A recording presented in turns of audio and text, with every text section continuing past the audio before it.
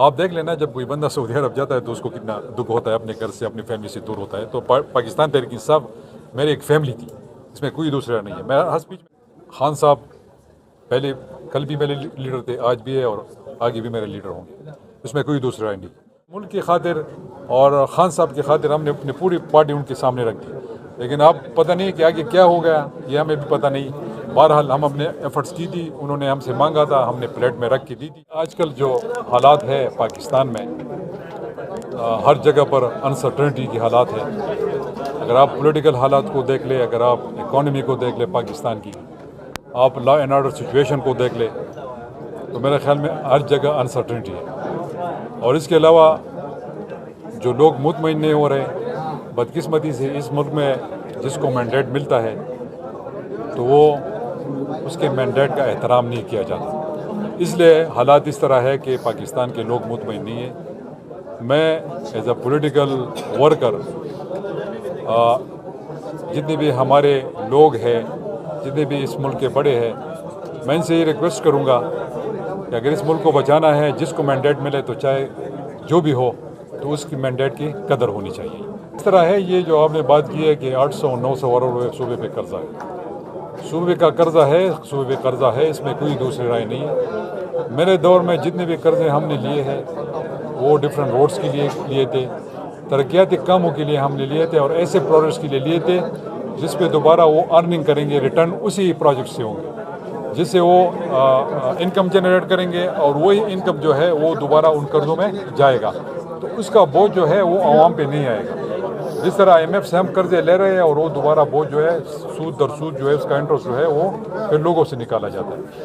اصل میں مسئلہ یہ ذرا میں کلیریفائی کر دوں کہ جو ہمارے قرضے ہیں، ایک تو اس کا سود بہت ریٹ جو ہے، انٹرسٹ ریٹ جو ہے وہ بہت کم ہے، اور وہ اس طرح نہیں ہے کہ ہم نے جلدی ادا کرنا ہے، اس میں کافی ٹائم ہے.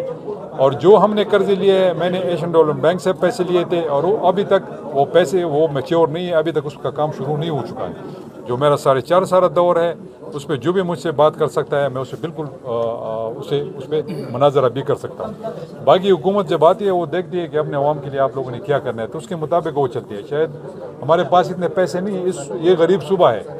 آپ کے 92% ریسیٹ جو ہے وہ فیڈرل گورنمنٹ سے آپ کو ملتے ہیں پیسے، باقی کوئی 10-12% جو ہے وہ خیبر پختونخوا جو ایک غریب صوبہ ہے خود جنریٹ کرتا ہے. اور پھر آپ کے جتنی بھی سیکٹر ہے جہاں پر آپ کو ارننگ ہو سکتی ہے، منرلز ہے، مائنز ہے، اس کے علاوہ آپ کے پاس انرجی کے پروجیکٹس آ سکتے ہیں، یہ جو ٹورزم ہے اس پہ آپ کام کر سکتے ہیں.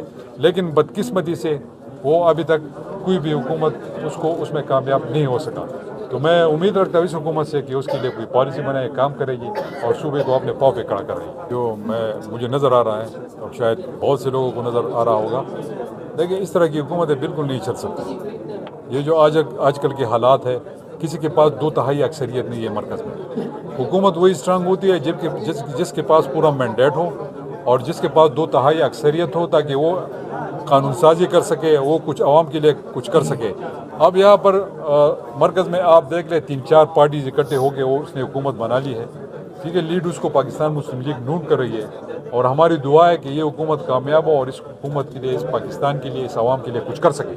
لیکن جو مجھے نظر آ رہا ہے تو میرے خیال میں یہ بڑا مشکل مجھے لگ رہا ہے کہ یہ حکومت آگے چل سکے گی.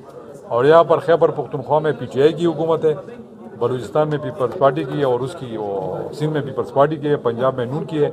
تو اس طرح ڈفرینٹ حکومتیں ہیں. میری نظر میں 6-7-8 مہینوں سے یہ حکومت زیادہ نہیں چل سکتی. دیکھیں دکھ ہر کسی کو ہوتا ہے جب کوئی اپنے گھر سے جدا ہو رہا ہوتا ہے. آپ دیکھ لینا جب کوئی بندہ سعودی عرب جاتا ہے تو اس کو کتنا دکھ ہوتا ہے، اپنے گھر سے اپنی فیملی سے دور ہوتا ہے. تو پاکستان تحریک انصاف میری ایک فیملی تھی، اس میں کوئی دوسرا نہیں ہے، میں ہر اسپیچ میں کہتا ہوں. دوسری بات یہ ہے کہ خان صاحب پہلے کل بھی میرے لیڈر تھے، آج بھی ہے اور آگے بھی میرے لیڈر ہوں گے، اس میں کوئی دوسری رائے نہیں. اس لیے میں نے کوئی دوسری پارٹی جوائن نہیں کی ہے، نہ میں کوئی دوسری پارٹی جوائن کر سکتا تھا. تو اپنی پارٹی بنائی ہے، اس کو اب میں نے خود لیڈ کرنا ہے.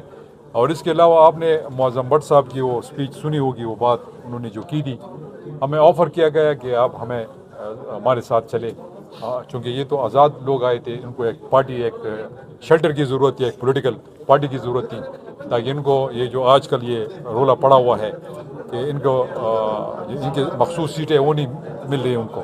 تو یہی وجہ تھی ان کی آفر آئی, ہم نے کھلے دل کے ساتھ اپنی پارٹی ان کے پاس رکھ دی کہ یار بالکل ہم حاضر ہیں اور آپ جو چاہتے ہیں بالکل ہم حاضر ہیں, کیونکہ ہم چاہتے ہیں کہ اس ملک میں جمہوریت چلے, اس ملک میں انسرٹینٹی نہ ہو. یہ ملک میرا بھی ہے اور آپ کا بھی ہے, سب کا ہے, ہم کدھر جائیں گے. تو اس ملک کی خاطر اور خان صاحب کی خاطر ہم نے اپنی پوری پارٹی ان کے سامنے رکھ دی. لیکن اب پتہ نہیں کہ آگے کیا ہو گیا, یہ ہمیں بھی پتہ نہیں. بہرحال ہم اپنے ایفرٹس کی تھی, انہوں نے ہم سے مانگا تھا, ہم نے پلیٹ میں رکھ کے دی تھی. باقی جو 13 سال میں نے پاکستان تحریک انصاف میں گزارے تھے وہ آپ سب کے سامنے ہے. بڑی محنت کی تھی میں نے, اور میں صرف میڈیا ہے, چونکہ میں ایک بات شیر افضل ایڈوکیٹ صاحب اکثر بولتے رہتے ہیں ٹی وی پہ, میں صرف ان کو کلیئرفائی کرنا چاہتا ہوں کہ میں کونسلر سے ڈائریکٹ وزیر اعلیٰ نہیں بنا تھا. میں اپنے 2005 میں پہلے یونین کونسل کا ناظم تھا. میں کونسلر نہیں تھا, میرے پاس 14 کونسلرز تھے. میں ناظم تھا, میں اس کو لیڈ کر رہا تھا. اس کے بعد 2010 میں نے پاکستان تحریک انصاف کو جوائن کی, اور 3 سال میں اپنے حلقے میں رہا. میں نے محنت کی, میں نے پاکستان تحریک انصاف کو وہاں پر اٹھائی, اور الحمدللہ 2013 میں مجھے ٹکٹ ملا اور میں ایم پی اے بنا. ایم پی اے کے بعد پھر میں منسٹر بنا, اور 5 سال میں خیبر پختونخوا کے حکومت میں کیبنٹ منسٹر رہا. 5 ڈپارٹمنٹ کو میں نے لیڈ کیا. پھر میں ریجنل پریزیڈنٹ بنا, پھر میں نے پورے ریجن کو لیڈ کیا, اور 2018 کے الیکشن میں الحمدللہ میں نے رزلٹ دیا. تو اس رزلٹ کے بدلے اور اس کوشش کے بدلے اور میری جو ایکسپیرینس تھی 10 سال, اس کے بعد میں وزیر اعلیٰ بنا, اور الحمدللہ 4.5 سال میں نے خیبر پختونخوا کو لیڈ کیا. اور آپ سب کے سامنے ہے, کوئی میگا اسکینڈل ہے میری حکومت کا؟ نہیں, الحمدللہ. اس لیے نہیں ہے کہ ہم نے پرفارم کیا تھا. اور اب آپ دیکھ لیں کہ پی ٹی آئی دوبارہ حکومت میں خیبر پختونخوا میں آئی ہے. تو میں صرف اس کو کلیئرفائی کرنا چاہتا تھا کہ پہلے اگر آپ ٹی وی پہ آئے نا تو کم از کم انسان کی وہ پروفائل کو دیکھ لیا کریں, اور اس کے مطابق پھر آپ بات کیا کریں.